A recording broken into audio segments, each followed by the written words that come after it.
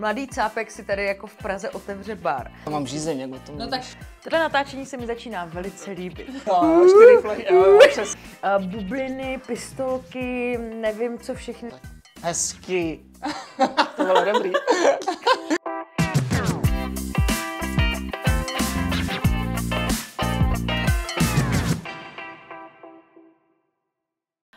Ahoj, dobrý den a dobrou chuť. Je tady další díl našeho videopodcastu Gastrotalk, který spravují Rejdělky. Říkáte si, kde to jsme? Tak máte skvělý postřeh. Dneska nejsme v našem improvizovaném Rejdím studiu, ale jsme v Savage baru, protože vedle mě už teď je barman Štěpán Šimánek, který nás pozval sem k sobě, protože se rozhodl, že nám něco umíchá. Já vám pak začnu vyprávět o všech jeho úspěších, ale teď se musíme podívat na to, co nám připravil, protože já bych hrozně nerada, aby nám to dostalo. Štěpáne, ahoj. Ahoj, děkuju moc krát. Tak povídej, teď je to tvoje. Máme tady 2 koktejly, kterými začneme, a tady ten vlastně, co jsme míchali jako první, tak je postavený na Jägermeister Manifest, což je prémiová řada vlastně Jägermeisteru. Takový lepší jelen. O dost je lepší. Dá se pít i vlastně nenamražený. Jsou tam 3 nejdražší bylinky světa, jako je kardamon, šafrán a vanilka, takže fakt jako prémiová řada toho Jägermeistera. A společně vlastně je to tvořený s kordiálem, který je vyrobený z pandanových listů. Pandan listy jsou z Indonésie a indonéský vlastně lidi tomu říkají indonéská vanilka, protože jsou hodně aromatický. Trošku přijdu jak na hodině biologie, jo? To máme tady. Možná zeměpisu ještě. Nejdražší bylinky, pandan, znám pandu, ale ne pandan. Jo, on barman je trošku, do všeho se musí zaobírat, takže do historie, někdy do psychologie s hostama a do všeho ostatního, nejenom do barmanství. A dále tam je kardamon, kafírová limetka, zelený pepř, je to celý postavený na kokosové vodě a arašidový máslo. Nejseš alergická na arašidy? Ne, doufám, že ne. Teda dobře. Doufám. Dobře. Tak ale jako... Možná to dokončíme zítra, když to ten podcast. To je strašně moc věcí, jako jak si to všechno pamatuješ. Zapíšu si to. No ne, ale když to teďka jako vyjmenoval. Zapíšu si to. Jo, tak já to jmenuji tady 10krát denně minimálně, takže... Takže je to jeden jako z populárních drinků tady v Savage baru. Jeden z nejpopulárnějších, určitě top 3. A vlastně vyhrál mý partnerky na Jägermeister soutěži, takže vlastně z té doby celý ten koktejl vlastně vyhrál nejlepší Jägermeister koktejl, kdy vytvořil v České republice. Takže ty jsi nám udělal drink tvý holky, jo? Přesně tak. A já jí pomáhal. K tomu se dostaneme. Tady je druhý můj, takže k tomu se dostaneme. Počkej, ještě tady ta kostička. Jo. A na vrchu je vlastně ozdoba z banánu, je to banánový jerky. I když se dělá masový jerky, ale je to vytvořený z banánu, takže je to i vlastně fajn pro vegany. A je to 2 dny vlastně macerovaný v různých bylinkách, sojový máčce, worcesteru a tak dále. A potom se to suší, takže je z toho takovýhle karek, který se zakusuje, když se pije ten drink. A zároveň vlastně ty slupky z toho banánu se taky používají do toho drinku. I ty slupky vlastně z toho banánu, který vlastně se rozpustí a oleje v cukru. To nám dává základ do toho celého kordiálu, takže se tam vlastně nic nevyhazuje z toho, co se do toho používá. A servuje se tam velký kostce ledu, aby jsme furt drželi vlastně značku toho Jägermeistera, tak jak je, ale zároveň vlastně ten koktejl, i když nám už tady teďka třeba půl hodiny stojí, když jsme se semka přesunuli, tak by měl zachovat svoji chuť a měl by vlastně zachovat to, jak chutná i vypadá, protože to furt udržuje stejnou teplotu. Tak je pravda, že my mu to úplně nezlehčujeme, protože tady nám sem vstupuje, odchází slunce, takže myslím, že i záběry budou velice pestré. Tak já to asi ochutnám. Určitě, pojďme na to. Počkej, klidně si sundejte na to jerky, prvně se napít a pak si zakousnout to jerky. No, oni to tak jako vánočně. Asi tím kardamonem možná, víš? Jakože... Možná. Ale tak to je hodně dobrý. A pak vlastně až na konci by ti tam mělo přijít to arašidový máslo, až úplně jako na závěr. Přišlo. Super. Já jsem ráda, že jsem odstavila ten skuter dneska možná. A ty to mám jako zakousnout? Přesně. To je vlastně slaný jerk, takže... Tak, to si tady nechám na později. Super. Já doufám, že to nikam neodjede. Uvidíme. A pak tady máme nějaký pohádky z mechu a kapradí. A tady to je vlastně z našeho menu Champions, to jsou jenom koktejly, co vyhráli na soutěžích našich barmanů.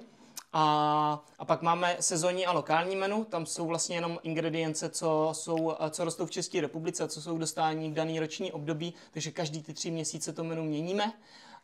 Záleží na těch sezónních ingrediencích. A teďka vlastně máme už podzimní a tady to je náš, já nevím, kdy to vy budete sledovat, ale natáčíme na podzim. Máme podzim, padají kaštany a zároveň i ty kaštany jsou v tom drinku. A jsou tam kaštany, jsou tam houby. A je to postavený na kmínce z garáže 22 z pražské destilerie ginu. A vedle toho je vlastně jedlej bazalkový mech, který se k tomu zakusuje. Je tam i rozmarínový bitter. A vlastně na vrchu tady máme rozmarínový aroma v podobě Flavor Blasteru. Flavor Blaster. Chceš to vyzkoušet? Ty kráso, jako asi jo. OK. Takže vlastně já to jenom namočím, zmáčknu tady tu spoušť, to nám udělá bublinu a potom to takhle vlastně vodou dám. A jakože jenom zmáčkneš nebo podržíš? Podržím a pak jako jenom s tím ucuknu nad tou skleničkou. Prosím. Takže když to nasávám, tak Aha. Jenom jako... Jo, jenom z trošičku stačí. Jenom a zase to jako, zmáčku, jo? Jak bublifuk. Ty jsi nikdy nedělal z bublifuk, jo? Ještě tady mačkej. Prvně jenom takhle jako to. Aha. A až nad tím, teďka se přibliž k tomu. Přibliž se ještě víc. A do té skleničky to posaď. Hezky. To bylo dobrý. Jenom my jsme mohla pracovat. Tvý otázce, jestli jsem nikdy nedělala s bublifukem. Jo? Já nevím, kolik si myslíš, že mi je, ale my jsme měli normálně klasické manuální bublifuky, jen se jenom namočilo a fouklo. No, to jsem myslel. Takže tohle je trošku takové jako high-tech dětství teda. Okay. Ale tak. Prostě je to tvoje. Klidně si to vem vlastně celý, jakmile strčíš noc do té bubliny, tak ona vypustí to rozmarínový aroma, potom se napiješ a potom vlastně zakousnou do toho mechu. A ten mech bych si sundal, protože jakmile nakloníš skleničku, jak ti to může popadat. On je na té sklenice, tak se ho klidně přesuň, ten mech je na to dřívko. Napít se a potom vlastně zajíst. Takže mám to rozbít jako nosem, jasně. Jo?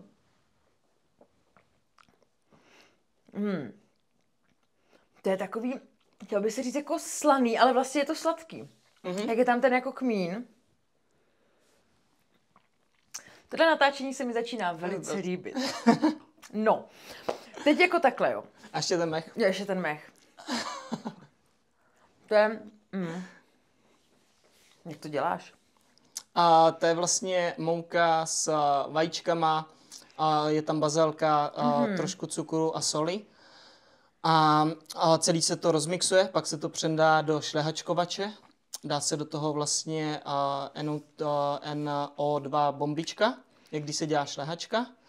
A dá se to rajčák prostě. No, dá se to vlastně do kelímku a v mikrovlnce se to vlastně jenom do mikrovlnky na 2 minuty se to peče a pak se to ten mac cake klasický. No, takovej jako soft cake. Dobrý, no tak takhle, jo. Tak teďka kde začít, jo. Už máme takhle ochutnávku toho, co děláš, respektive já mám ochutnávku, jo. Tobě je 27, schválně jsem se na to doptávala, protože jako musím říct, že mám na to je poměrně tlustou složku, jo. Kdybych byla agent, tak mám co jako donášet, jo. A já bych tady, většinou to dělám na začátku toho podcastu a tím, že my jsme tady začali těmi jako drinky, tak tady jako pochvalu, řekněme veřejnou, si nechám na teď, jo. A já to s dovolením jako přečtu, protože bych to nerada popletla, protože ty máš jako přes svůj poměrně nízký věk, jo, jako spoustu úspěchů. Vyhrál si první místo v Londýně na mezinárodní kvalifikaci mistrovství světa 2023, máš titul šampiona v Roadhouse Bartender Challenge 2019 v Londýně, máš první místo na mezinárodní soutěži 2022 ve Finsku, obsadil si 4. příčku v celkovém hodnocení Grand Slam 2023, byl si několik let v Londýně. To z toho stihl docela dost? Jsem začal jak brzo. Začal brzo, no a já jsem se právě chtěla zeptat, co tak Štěpán Šimánek, čím chtěl být, když byl malý? A s čím si tak jako hrál, jo? Protože tady na mě vytahuješ pistolky, jo, dává to smysl, ale čím jsi chtěl být jako malý? Jako malej, já si z toho moc nepamatuju, tak před 10 lety, jako když bylo 10 tam tak to nevím vůbec nic. A potom já už jsem vlastně tak nějak, jako si myslím, od těch 11-12 let už jako začal házet míčkama a začal jsem dělat takový ty žonglerský triky a s různýma propama a tak. A potom vlastně až v 15 letech, když jsem šel na hotelovku, jak jsem viděl barmana, jak hází a řekl jsem si, tyjo, to by mě bavilo, to chci dělat, to mi půjde. Jo, jasně. Protože... Jakože středověký slavnosti dobrý, ale za barem je to lepší. Jako jo, buď cirkus nebo bar a asi v tom baru jsem si viděl víc než v tom cirkusu. Ne, nic proti cirkusu, když je bez zvířat, ale... A taky to tady máš trošku zvířecí, takže vlastně možná i ten jo, právě cirkus. kvůli tomu. No, jako jo, ale tam se nebudeme pouštět teď. Dobře, no a co na to takhle rodiče? No, ještě potom, co jsem hnedka po té varmanský show, co jsem dělal doma, rozbil třeba krb. A ne, moje vlastně rodiče mě v tom vždycky jako podporovali a dostal jsem od nich neuvěřitelnou podporu hnedka jako a z dětství a tam si nemyslím, že to úplně jako, že by ze mě chtěli mít doktora, nebo to já si myslím, že jakýkoliv zdravý člověk, který by mě viděl v dětství, tak by si rozvíjel a řekl, to bude doktor. Jako, to by bylo nebezpečný spíš pro ostatní lidi, než to. Takže tam určitě tohle s tou cestou to jako nesměřovalo. A ani jako na něco zručného nešlo ani ježdění na kole, takže já rozhodně jako nejsem na nic jako talentovaný. Počkej, jakže jsi zručný? Vůbec. Potom všechno jako přišlo asi dřinou nebo to, ale rozhodně jako jsem nebyl zručný vůbec na nic. Takže potom, když jsem se asi objevil jako že chci dělat barmanství a možná mi to i trošku šlo, tak si myslím, že byli jenom rádi, že jsem si něco našel vůbec. Takže myslíš, že kdybych se tě měla zeptat na to, co bylo způsobeno tvým úspěchem, tak to byla spíš jakoby chuť a dřina, než třeba jako nějaký jako talent? 100%. Kolik hodin tak jako třeba, nevím, jestli teď ještě trénuješ, ale asi samozřejmě člověk trénuje tou praxí v momentě, kdy už máš bar, k tomu se samozřejmě dostaneme, ale třeba v době, kdy jsi ten bar neměl, ještě než jsi třeba šel potom do toho jako Londýna, jak jsi zmínil, že jsi rozbil doma krb, tak prostě měl si věci, házel si s nima, fakt trénoval, kolik třeba hodin denně? A v podstatě i doteďka trénuju 3-4 hodiny denně. A i teďka, dřív to bylo třeba 6 až 8 hodin denně. Takže když jako pracuju teďka v baru, nebo dřív, když jsem pracoval za barem, tak to fakt bylo od těch jako průměrně 2 až 4 hodiny. A když jsem zrovna třeba nepracoval v baru, dělal jsem jenom cateringy, víkendy a to, tak jsem měl víc času a fakt jsem třeba 6 až 8 hodin denně trénoval. Denně 5 dní v týdnu třeba. Takže ty ses teda rozhodl, dobrý, šel si na barmana a pak se si vydal asi tak nějak jako přirozeně na zkušenou teda do světa, do Londýna. Tam jsi byl jak dlouho? Londýně 4 roky skoro. Asi. A to se stalo jak? To jsi jako sám tam našel nějakou stáž, nebo jak to vlastně probíhá? No, já jsem odmaturoval, hnedka po maturitě jsem si vlastně zbalil batoh a nechtěl jsem ani tak tady nějak zůstat, protože jsem fakt si chtěl nazbírat zkušenosti a byl jsem hladovej po vědomostech a zkušenostech. Takže jsem si zbalil batoh bez angličtiny a jsem z ní odmaturoval. Jsi měl ale já slovník. vůbec, no, já jsem si měl jako už naštěstí v mobilu než v knížce, ale bez angličtiny vlastně ani nic neuměl, nic, to jenom jsem si zbalil batoh, odjel jsem a až tam vlastně jsem si jako hledal ubytování, hledal jsem si jako co tam má, co a tam. Na týden mi vlastně jenom pomohla mamky známá a potom už jsem byl sám na sobě a bez kamarádů, bez nikoho, bez peněz v podstatě, takže fakt jsem si to jako odjel sám, jenom tak prostě jsem chtěl ty zkušenosti. A to jsi pak dělal jak? Jakože někde začínal, že jsi třeba umýval nádobí, nebo si Přesně. prostě, jo. A kdy jsi nakráčel do toho baru a řekl, hey guys, já bych vám tady něco poházel? A já už jsem jako to dělal už od té střední, takže od 16 už jsem jako měl nějaký jako zkušenosti a to. Ale v tom Londýně jsem neměl jazyk, takže samozřejmě tam je to těžký pracovat za barem, když neumíš jazyk. Takže vlastně a to mi trvalo 3/4 roku až rok, než jsem se jako naučil dobře anglicky na to, že jsem mohl být z myčky nádobí za barem vlastně. Já už jsem si cítil, že jsem tam lepší než všichni ty barmany, akorát jsem musel mít nádobí kvůli tomu jazyku. Takže jsi naučil jako anglicky umyčky, jo? Je to tak. Naštěstí jsem tam byl sám a jako neúplně umyčky, dělal jsem barbeka samozřejmě v baru, takže jsem doplňoval ty bary a tak dále. A potom vlastně už jenom se naučit anglicky a začít sbírat zkušenosti spíš jako z toho koktejlového světa a vědět co a jak a dostat se pořádně. Jako já jsem uměl jako barman a něco za barem, ale rozhodně jsem nebyl v tom stádiu, kdybych jako barman se furt musí učit a furt se učí, teďka se učím každý den, takže tam se fakt musí posouvat furt a furt dál. A to mě docela překvapuje, jakože jste na škole měli málo angličtiny, nebo neměla by nějaká jazyková vybavenost být jako jedním z docela jako základních předmětů v rámci tady těch škol, protože přece jenom v momentě, kdy člověk bude pracovat v baru a nemusí to být ani jako v cizině, vlastně i kdyby to bylo v Praze, tak jsem předpokládám, do těch míst chodí spousta cizinců, jo, takže asi by to tam mělo být lepší. Já si jako myslím, že ta škola jako ve všem úplně je takový jako problémový trošku, že mi přijde, že ten člověk z té školy odejde a neumí vůbec nic stejně, ať už to jsou odborný nebo gimply nebo cokoliv. A ne, že bych chtěla radit jako všechny školy, ale já to jako klidně to řeknu, jako tak, jak to je, nebo tak, jak si to myslím. A za mě si myslím, že ty učitelé ani nemají takovou motivaci k těm žákům, aby ty žáci měli tu motivaci se od nich učit.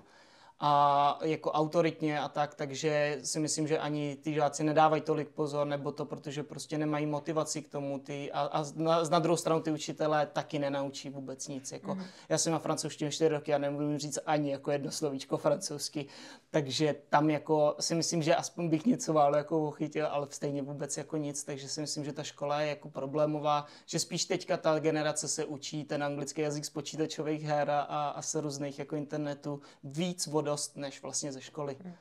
Máš třeba přehled, co teď dělají tvoji spolužáci? Vůbec.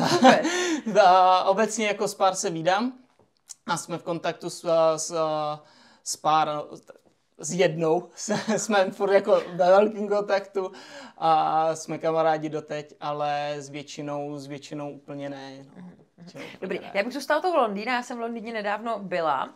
Co tě přimělo k tomu vrátit se zpátky? Protože když jsem tam byla, tak se mi vůbec vracet nechtělo. Jo, a já úplně o tom nerad mluvím, o té době covidový, ale takhle tam vlastně fakt to bylo zavřený všechno a neměli jsme co, takže jsem přijel do Česka za rodičema, kde jsme vlastně mohli být s nimi, strávit na vesnici a to. A pak už jsme tady tak nějak zůstali. Jasně, tady by asi stálo za to říct, že ty jsi tam v Londýně našel přítelkyni, se kterou jsi vlastně tady otevřeli, jste si spolu, tady ten jako Savage Bar, ona je Italka, já bych teď nerada popletla jméno. Karola Uro. Jak se spolu bavíte? Anglicky. Takže ta angličtina už jako není překážkou. Ne, já jsem i dělal sezónu v Itálii, takže já i mám jako základ italštiny, nebo jako rozumím italsky, i se bavím, i na hodně soutěžích je strašně moc Italů, takže se bavím jako italsky, ale spolu se bavíme anglicky, tak jsme se jako poznali, tak jsme se bavili vždycky, takže jsme na to zvyklí.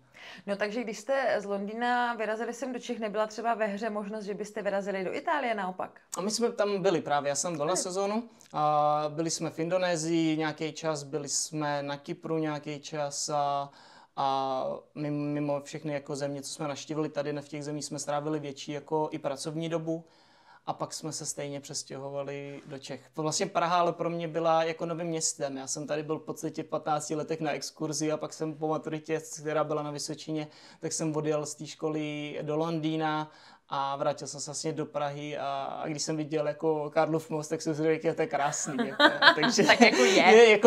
Je krásný, ale možná pro někoho, kdo tady žije 20 let, už si to neřekne tolik, jako, že by tam šel, jako, že by z toho byl nadšený, jak když jako poprvé viděl, jako přijel do Londýna. Jo. Tak pro mě to bylo jako, jsem se vrátil do té Prahy, tak pro mě to bylo úplně to samé, jak když někdo odjede do toho Londýna. Třeba. Jo, akorát Karlův most se jako nezvedá. No, jo, jak moc těžké je otevřít si v Praze bar? Vy jste vlastně Savage Bar, ve kterým teď tady jsme, tak jste otevřeli letos, to znamená v roce 2024. Jak moc to bylo náročné?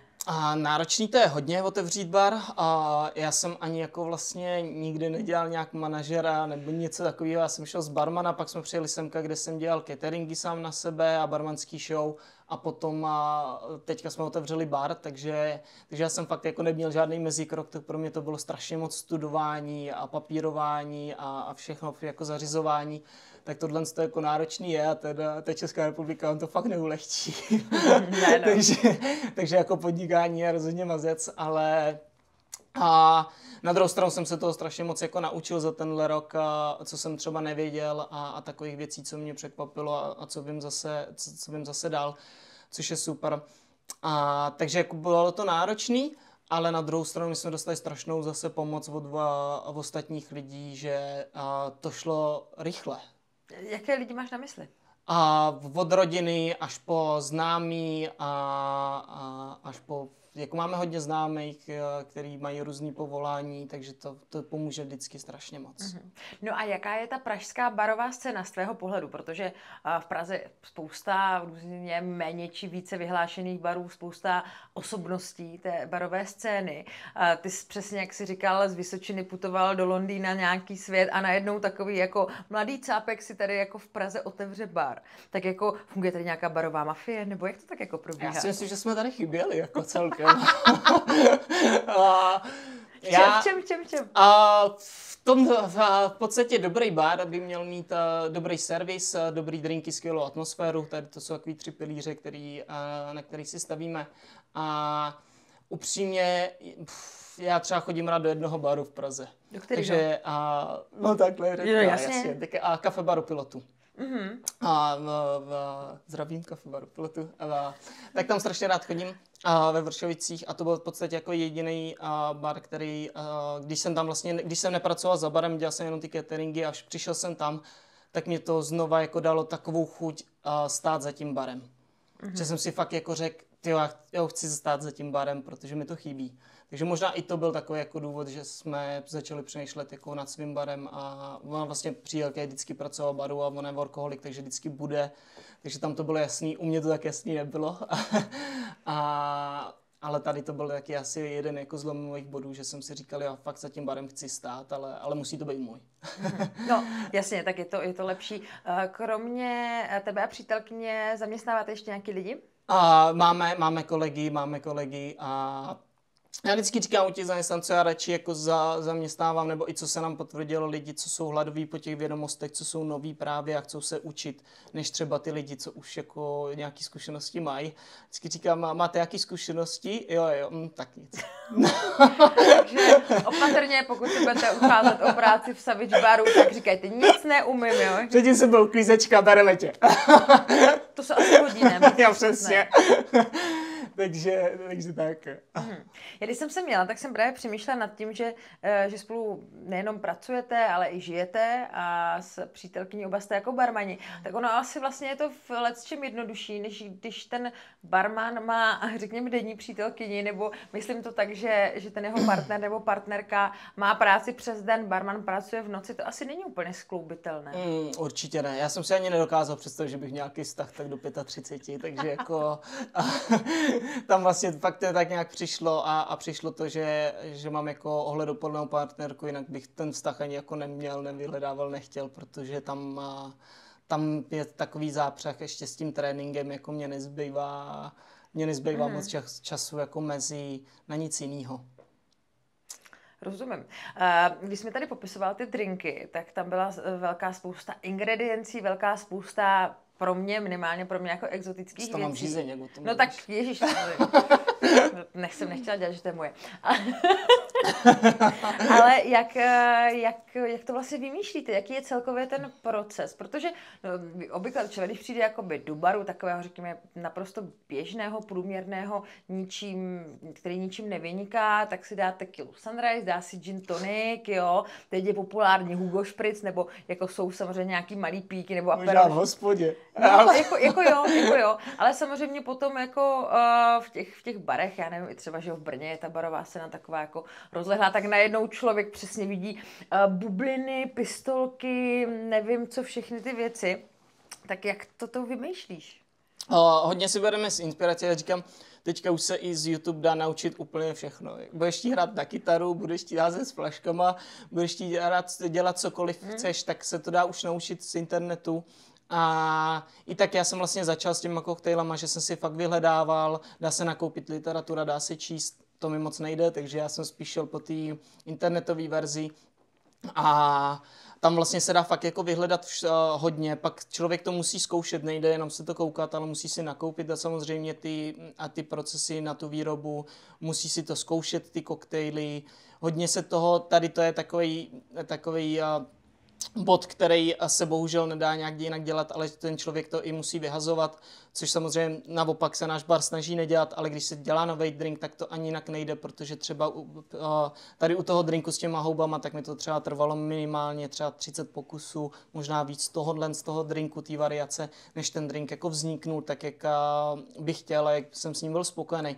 Takže tam vlastně ten člověk fakt musí hodně zkoušet a on musí hodně jakoby studovat z toho, musí studovat ty flašky různý, ten alkohol, odkud to je, co v tom sobě má, aby ten člověk vlastně mohl ty kombinace párovat spolu a dohromady. Hodně člověk pije ze začátku, no. Potom už se to snažím, třeba já už nepiju, jak soutěžím a fakt si třeba dávám jakože měsíc před soutěží já už vůbec nepiju alkohol a mám jako jídelníček a všechno. Ale ze začátku samozřejmě člověk se k tomu musí propít, aby mu i všechno jako tak nějak chutnalo. Když si poprvé dáte třeba na kouřenou visku nebo i pivo, tak vám to asi chutnat nebude, když si poprvé vyzkoušíte. Ale mě na kouřená viska ani po 10, takže jako... No to je právě málo. 10 je ještě možná málo. Já ti nevím, já myslím, že já jsem toho popila až moc, ale tak to samozřejmě dává smysl, protože asi těžko by se ti vymýšleli jakoby drinky z něčeho, co vlastně nevíš, jak jako chutná. Obzvlášť, když to není jenom o tom, že si řekneš gin, že jo, ale to je prostě obrovská řada a to se může bavit jenom o těch, jako řekněme, bez příchutí, jo, fakt jenom o ginových ginech, jo. K nám semka lezou třeba aspoň 3 lidi denně jenom nám představit jako svůj produkt. Takže si můžete představit, kolik těch jako produktů je na trhu, kolik variací toho je a ty lidi jako fakt vám představují a chodí vám, což je super. Na druhou stranu už to může být někdy jako unavující tady i po půl roce, tak jako je toho hodně. No a je toho všeho, jako jednou přijde s ginama, jednou s rumama a jednou přijde se šunkama. Že má šunky jako španělský a tak dále. Takže je to fakt jako hodně na trhu a člověk si musí vědět, s čím pracovat. No takže jak to třeba probíhá, ty tady seš, vejde týpek, prostě řekne, čauko, já mám tady jakoby giny, a ty si řekneš, co jako, hezká flaška, to bych vzal, to asi ne, že jo? A ty to musíš jako... Jako občas jo, a občas už řeknu, domluvte si se mnou schůzku, protože už mě to nebaví. Záleží fakt, v jakým jsem už jako rozpoložení a kolik těch lidí je v podstatě. Když je to jeden za měsíc a nebo jednou za 2 týdny, tak jsem většinou příjemný, já jsem strašně milej a jsem rád. A je to jejich práce, takže já to naprosto chápu a respektuju. Když už je to třetí, jako je, když se to stane, že jsou 3 za den, tak už jim pak říkám, už si objednejte schůzku a nelezte mi semka jenom tak, protože na druhou stranu ten člověk chce od vás, jakoby, abyste od něj něco koupili, takže on vám to prodává, já si to od něj kupuju, takže já jim jako utrácím ty peníze, že jo? Takže by bylo fér, kdybyste si se mnou dořídil schůzku, když už jakoby chcete dělat se mnou biznis. A tak to asi když máte produkt, zaříďte si schůzku. Jsme se taky tady domluvili. Takže, no rozumím, no tak nemůžeš tady samozřejmě mít všechno. Já jsem se ještě chtěla zeptat, co se týče tady toho vlastně jako těch drinků, tak vy máte jako nějakou jako stálou nabídku, kterou řekněme ozvlášťujete tou sezónní, nebo kolik třeba těch koktejlů teďka u vás v nabídce najdu? Já už jsem vlastně vysvětloval tady to menu, to je to Champions menu, tam je 6 koktejlů, co vlastně vyhráli na našich soutěžích a potom máme to sezónní meníčko, tam je taky 6 koktejlů a pak máme ještě jedno a to jsou vlastně takový předělávky, tomu se říká twisty na tropický koktejly, protože jak máme vlastně tematický bar džungle, tak tam jsou tropický drinky a twisty jako předělávky naše na ně, ať už je to twist na Mai Tai koktejl, zombie, piña coládu a tak dále. Jak vypadá twist na piña coládu? Krásně. No tak jakože je v něm něco jiného, nebo je to jinak připravený? Jo, jsou tam trošku jiný produkty je blendovaná, takže připravená mixéru, takže je to taková tříž v podstatě. A je tam modrá spirulína prášek, která se přidá vlastně takže je to zdravý. Takže je to modrý, máš na teda alkohol, ale jako ten kokosánat je zdravý celkem, no, ale je tam vlastně modrá spirulína, která nám to udělá krásně modrý drink a je vlastně fakt celý v mixéru, takže to udělá i takovou krásnou konzistenci. Jak jsi na začátku zmiňoval, že barman musí být často i psycholog, že jo, tak oni asi lidi si občas přijdou i vylít srdce na bar, ale spíš, co se té psychologie týče, tak mě zajímá, jak se stavíš k takovým těm hostům, jako jsem třeba vždycky já řeknu, já bych si dala něco trochu jako tohle, ale trochu jako tohle. Máš takové hosty rád, nebo ti naopak trošku tě štvou?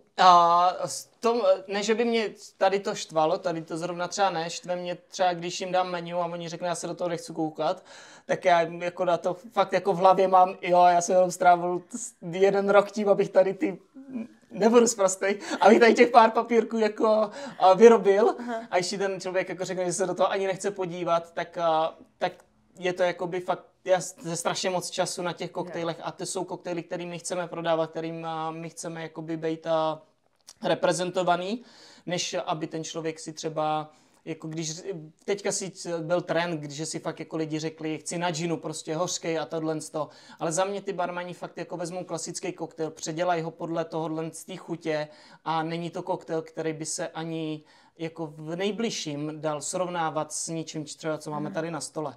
Jo, takže by lidi spíš měli jakoby vlastně důvěřovat těm barmanům, tak jako v dobrých barech. Dobrých barech. Jak je to třeba u kuchařů, jo, že když přijdu, já nevím, k punčuchářovi, tak řeknu, hele Honzo, takže ty knedlíčky trošku jako tyhle ty nemám ráda, jo. Tak... A nebo třeba přijete do hospody, že jo, a řeknete, já bych ten řízeček tady chtěl trošku jako se zírou s trouhankou a tady bych chtěl jako ten bramborový salát, mi tam odeberte ten hrášek, ten jako vůbec. A tak to se dělá normálně, že? Jako... Jo, ale jak to zní, že jo. No tak jako jasně, no. Ale tak jako za mě, samozřejmě ten člověk si může vybrat, vymýšlet. Já jsem rád, když třeba ten člověk si fakt dá jeden koktejl z každého menu, jeden si dá třeba na míru od nás a jeden si dá třeba klasiku, aby zjistili, si vůbec ty klasiky umíme, což samozřejmě jo, ale aby fakt jako zkusil všechno, protože když ten člověk třeba si dá 5 drinků a furt si vymýšlí, tak už jako je to takový, že když ten bar je třeba plnej nebo to, tak já už jsem fakt takový, jako, že už nevím, jako, co na tom místě, když jste jako busy, fakt ty drinky jsou skvělý. Jako, že mu to nechutná, jo? Že jako cokoliv ne, spíš jako, že si fakt to už je vymýšlení, podle mě, a jako spíš jako, že ten člověk je línej se do toho menu vůbec jako podívat, že jsou ty lidi líní číst a vlastně my se snažíme teďka i udělat to menu tak, že by se nečetlo, ale bude úplně jiný, nebudu vám vůbec jít říkat, určitě to neřeknu ani svým kolegům zatím, ale fakt to menu bude i takový, že ten člověk vlastně nemusí nic číst, aby poznal, a který ten koktel si dá. Takže M36, jo. Takže i tady tou vlastně formou a to třeba budeme stavět a pro ty lidi, protože co jsme fakt jakoby spozorovali, že ne každý, jako naštěstí většina se do toho menu koukne a chcou to vidět. Pár tady těch lidí je, co právě jako se nechcou koukat. A já neříkám, někdo třeba se mnou strašně nebude souhlasit, jako hodně varval z Prahy, každýho to je názor a já fakt zase na druhou stranu, nějaký bary třeba vůbec nemají menu a dělají to jenom jako z hlavy, s čím já třeba vůbec nesouhlasím. Za mě jako ten barman se prezentuje těma drinkama, dá si nad tím čas trávit to menu, aby ho udělal a je fajn ho potom prodávat, protože to je vlastně to co ten člověk strávil strašně moc času, nad tím ten člověk fakt jako strávil čas, takže tímhle by se měl jako reprezentovat. To je jenom takový názor. Ale já myslím, že to je v pohodě, tak jako jednou je to tvůj bar, že jo, tak přesně vlastně asi ho máš tak nějak typu celý jako na míru, že je to jako sevič, což je něco jako, že divoký, dravý, je tady džungle, protože máte rádi zvířata, hodně jdete v udržitelnosti, já jsem někde četla, že teď to přeženu, ale že všechno v baru se dá sníst skoro. Jo. A co jsou ještě nějaké věci, které jsou pro tebe opravdu jakoby zásadní, ze kterých bys nechtěla slevovat?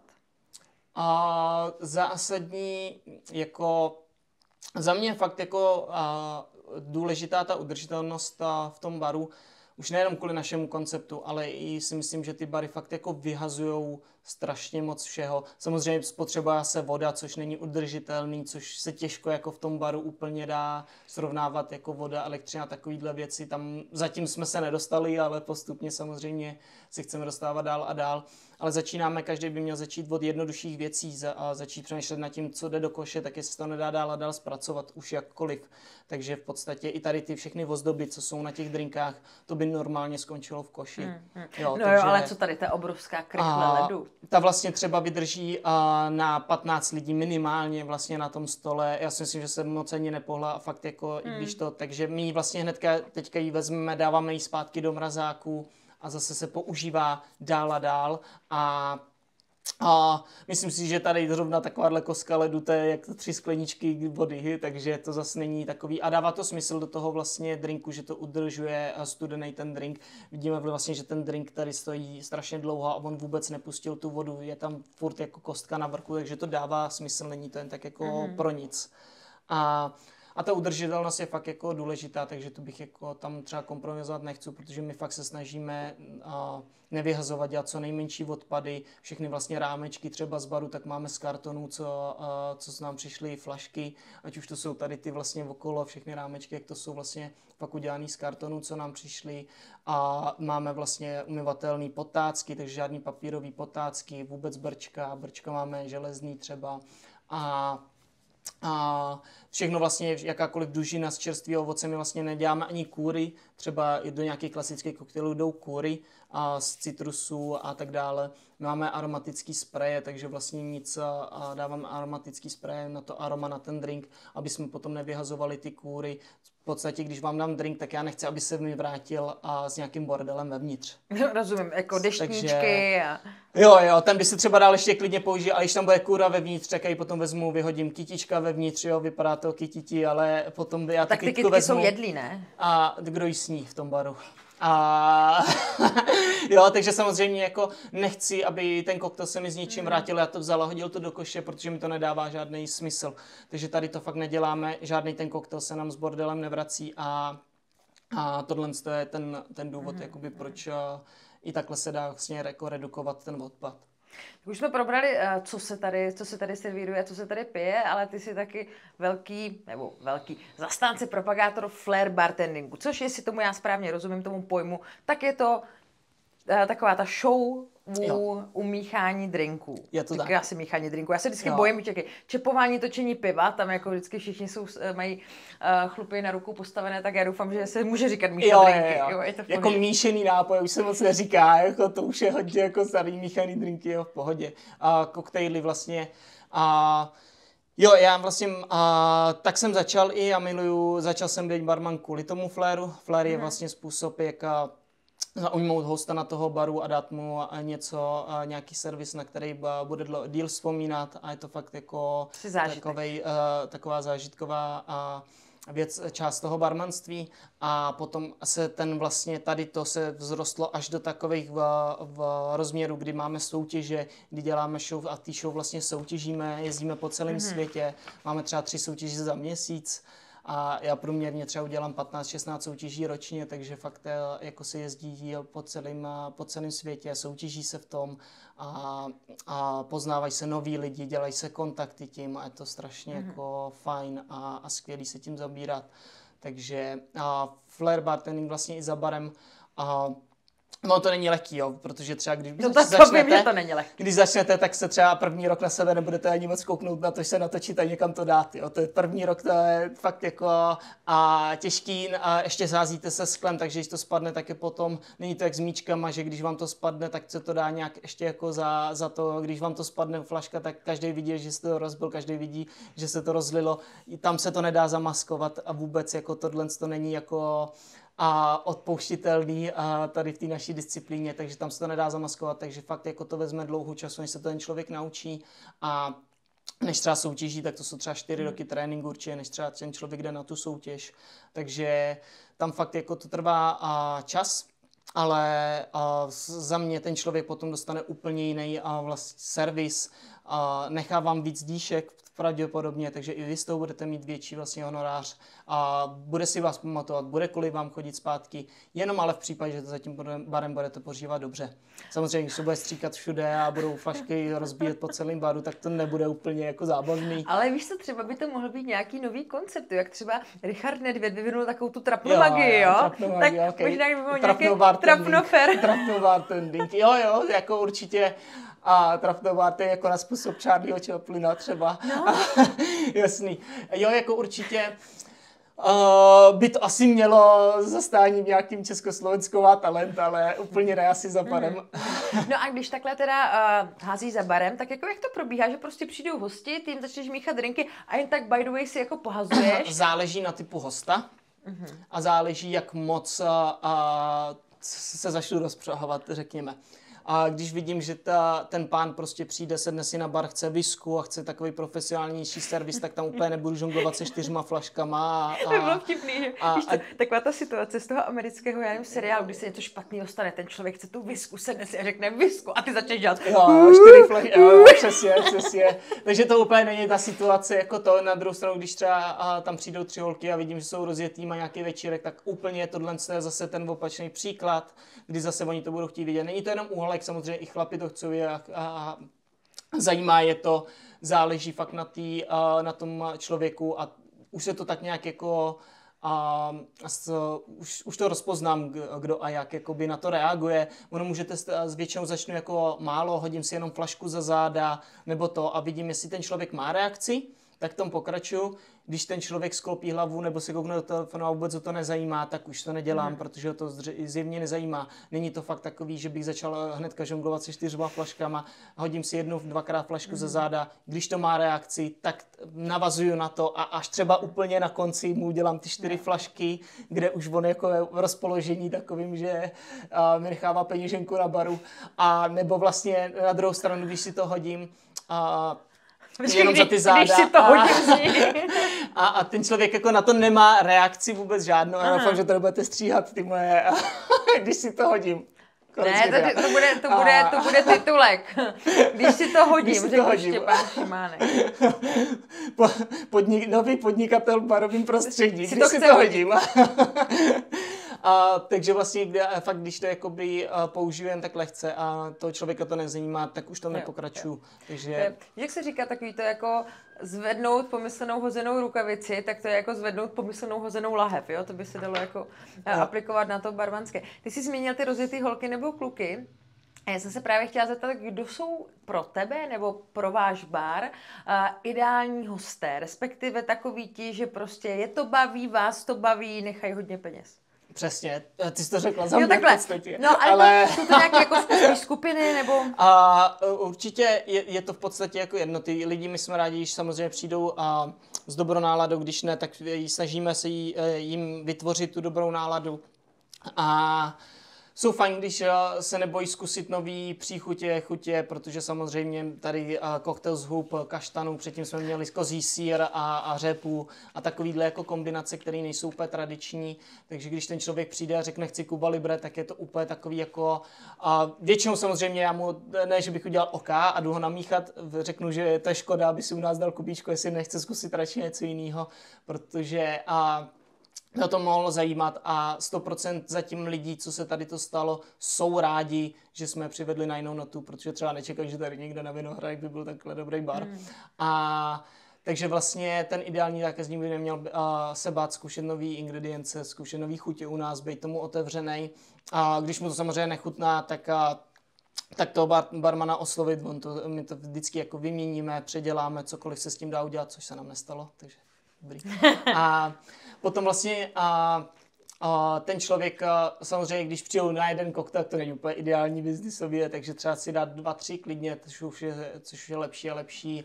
A když ochutnají to menu celý a vrací se znova, tak je to prostě úplně nejideálnější zákazník, ten, který vlastně od nás odejde spokojený a vrátí se znova a potom to řekne svým kamarádům, což je pro nás taky největší reklama, ta, co vlastně ty lidi přitáhne na 100% tím, že ten člověk osloví dalšího, ale běž tam, ten bar byl prostě skvělej a dostaneš tam zážitek a tím vlastně ten člověk přijde. Když to uvidí někde na Instagramu, tak ten člověk si řekne, tak jako někdy možná jo, tak to je tak na 5 až 10%, že ten člověk přijde, když to vidí, tu reklamu na to Instagramu. Nejlepší ta reklama fakt je, když to ten člověk řekne dalšímu a dalšímu. Takhle vlastně ten bar vzroste a i tím vlastně se můžeme zlepšovat a dávat těm lidem lepší a lepší zážitky. A funguje vám to takhle? Říkají si o tom lidi? Jo, lidi si samozřejmě říkají, jo, byli jsme tady na doporučení, já už jsem tady měl jednu skupinku Australanů a další třeba 2 skupinky těch Australanů přišli na to doporučení těch prvních. Tak víš, Australanů je hodně, to je dobrý. Jo. Takže už i jako v jiných zemích si to třeba jako řeknou, jo, vy jedete do Prahy, běžte tam prostě do Savage baru, ten byl skvělej. Už tohle mi dělá strašnou radost, že si to ty lidi samozřejmě říkají a že ty lidi chodí na to doporučení, tohle je úplně nejlepší. Takže ta klientela je spíš zahraniční? A víceméně jo, my jsme teďka vlastně, my úplně nevíme. No tak to je dobře, že jsi naučil anglicky. My, teda, jo, jako to je dobře.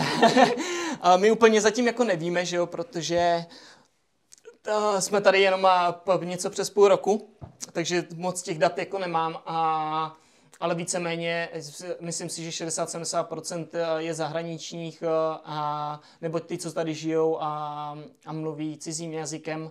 A zase to léto, hodně Čechů v tom létě tady nejsou, nebo jsou s dětma, odjíždí různě, takže já si myslím, že až teďka vlastně v té sezóně největší, což je přes zimu, uvidíme jako vlastně klientelu, co je tady nejvíc jako za klientelu.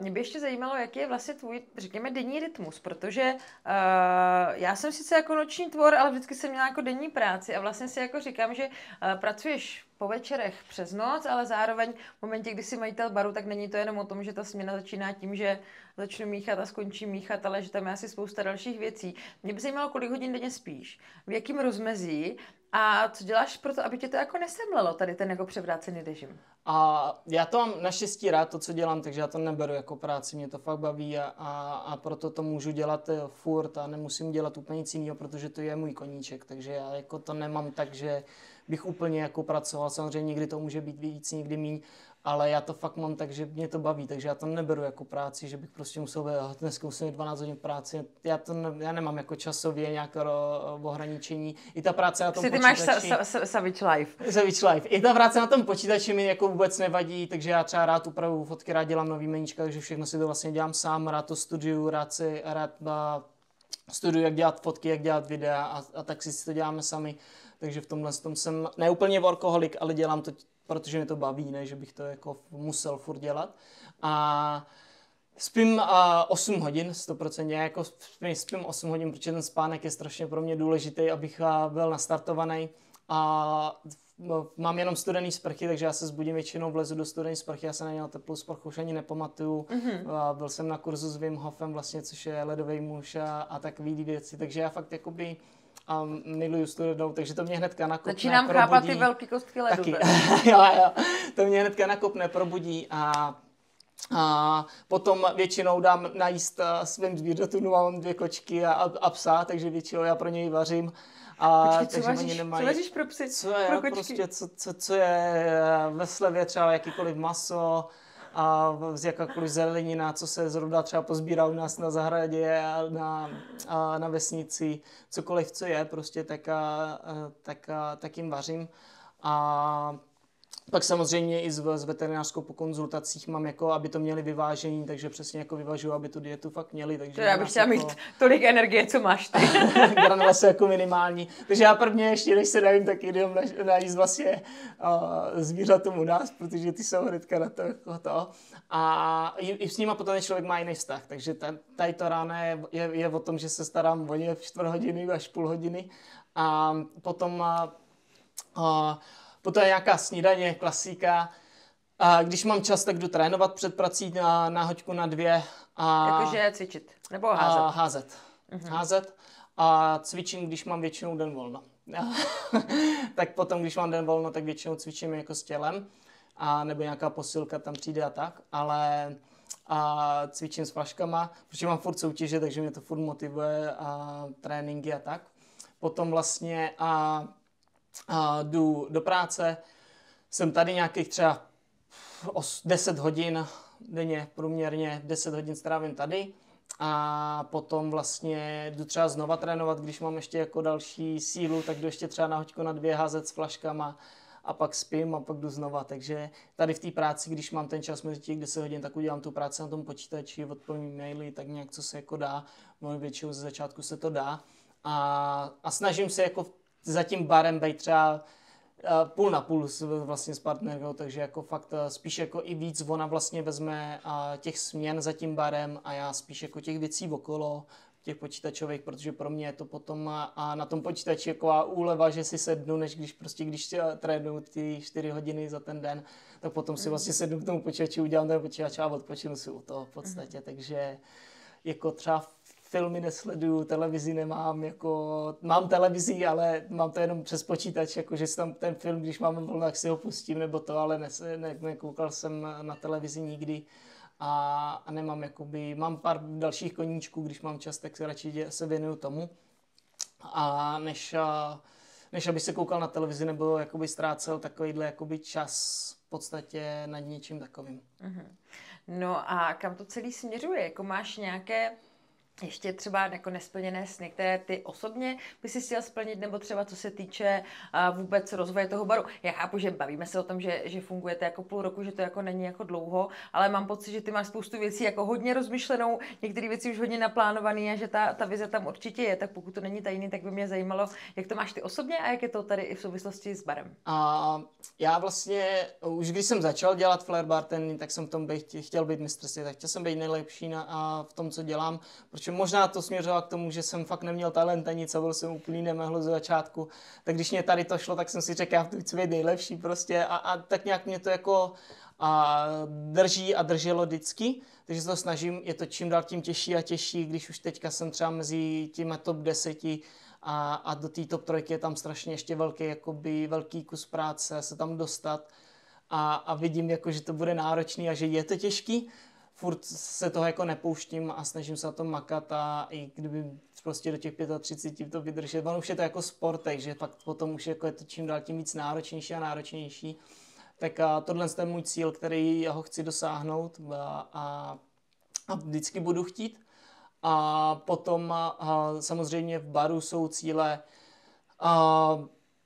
Je to těžké jako dělat bar a dostat tam ty lidi, takže určitě ten cíl je prostě do ten bar, aby byl busy, protože i ta atmosféra, když semka občas ty lidi přijdou a je tady 1-2 stoly nebo třeba nikdo, tak to není úplně jako nejlepší, i když samozřejmě ten zákazník odchází a šťastný, nadšený. My vlastně i na Google máme jenom 5hvězdičkový feedbacky, žádný prostě jiný feedback tam není.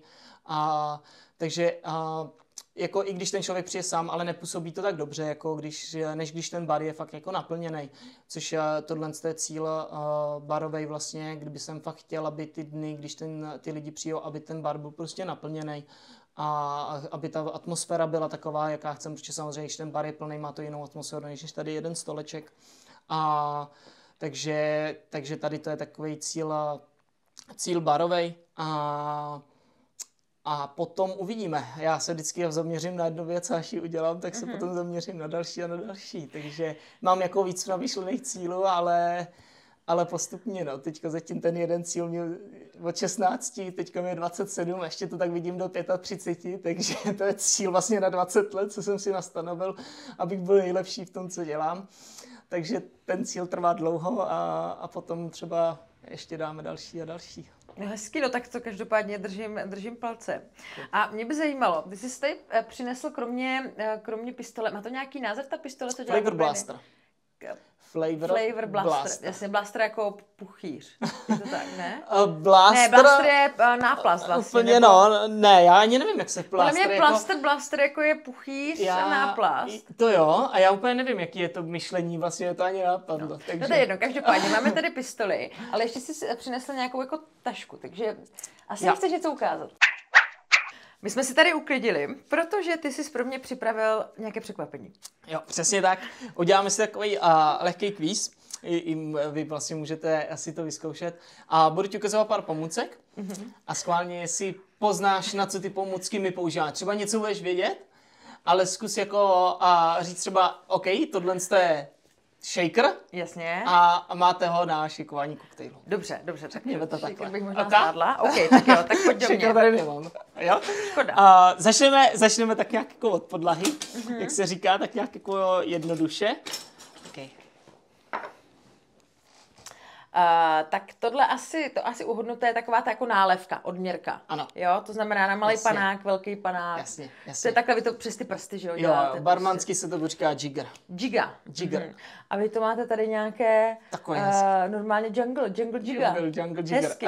Tak přesně tak. Tohle by prošlo, panáka znám. Tak to budou asi jako nějaké kleštičky. Na dekorace? Jasně, na dekorace, na let se s tím dá taky jungle. Taky jungle. To je velká hračička. OK. Říkám, že mám rád svoji práci. Jako nepochybuju o tom. Jo, tak tohle taky znám, to je cedníček. Nebo sítko. Jo. Strainer A vlastně proč je tady ta drátěnka? A to je tak, aby to drželo vlastně ten koktejl, takže ono se to takhle nasadí na ten shaker. Já tady zrovna shaker nemám ani prázdnou skleničku, že bych to, ale vlastně takhle se to nasadí na ten shaker, tady se to drží a ten koktejl se předsedí vlastně přes to. OK, furt jednoduchý a... Tak to je Fields. To je, nevím, tak jako stůl tím asi utírat nebudu. Podložka, aby něco někam se neobtisklo. To jsou naše ubrovský poddrink. Ubrovský poddrink, hezky. Takže vlastně se dají vyprát, dají se furt používat dál a dál a nic se vlastně nevyhazuje. Takže jsou fakt jako na furt, takže my když servírujeme drink, tak tohle je potácek náš. Hezky. OK.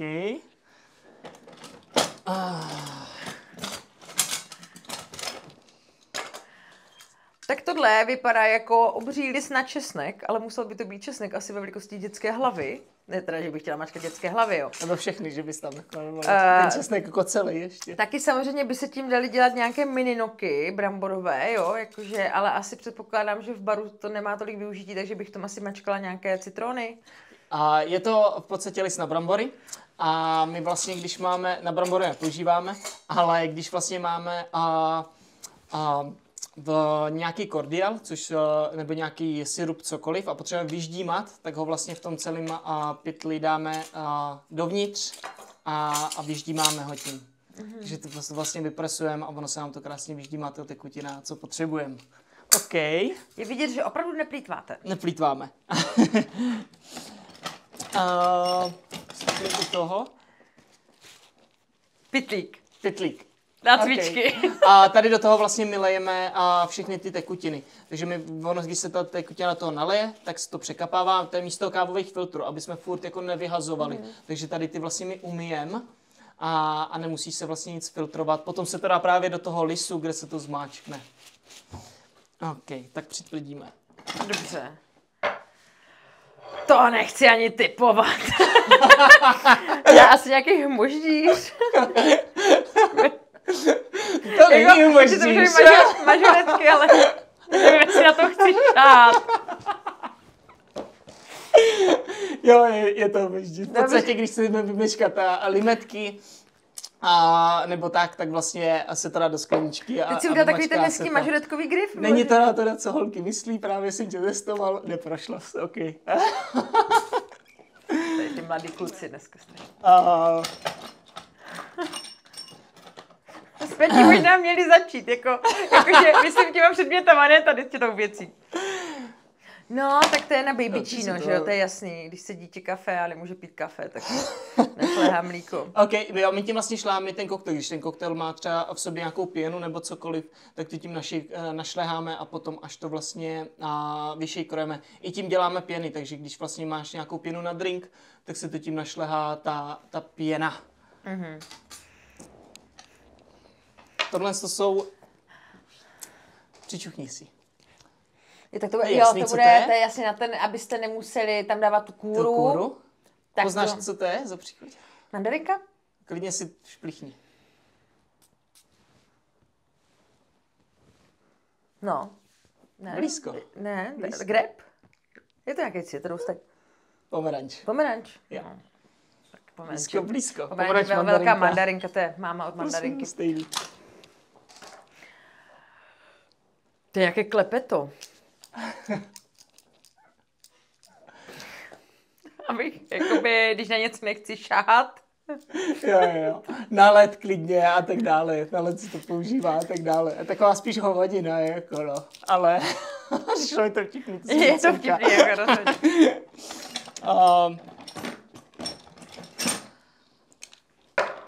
No, tak si vypadá jak Dyson fan. Jo, to je, tak tady je nějaký display, je to na Wi-Fi, to se tím nějaký, nevím. Nevíš, neviděla se? Ne. Tohle je sous. Jo, jasně. A tohle je sous vařič, to se vlastně dá do hrnce tady a může se na tom nastavit jakákoliv teplota a jak dlouhou dobu se to bude vařit. Je to proto, aby když děláme nějaké vlastní suroviny, tak se musí vařit, aby se rychle infuzovaly. tak se vaří na nízké teplotě v okolo 60-70 stupních, což nikde jinde vám to nezaručí jako stálou teplotu na ten čas, co potřebujete. Takže ty si vlastně nastavíš čas a teplotu úplně jakoukoliv chceš na ten daný produkt a ono se to tak vlastně dlouho vaří a infuzuje se to. Dobře. Tak jako sous vide jako znám, protože sleduju Protože Masterchefa, že jo? já jídlo, samozřejmě a v kuchyni se to používá na ryby, na cokoliv vlastně a my v baru to používáme na jakýkoliv, když potřebujeme dělat třeba sirup, dát do toho bělinky, na cokoliv a je to rychlejší, než kdybychom to třeba nechali 2 týdny prostě ležet někde. Jasně.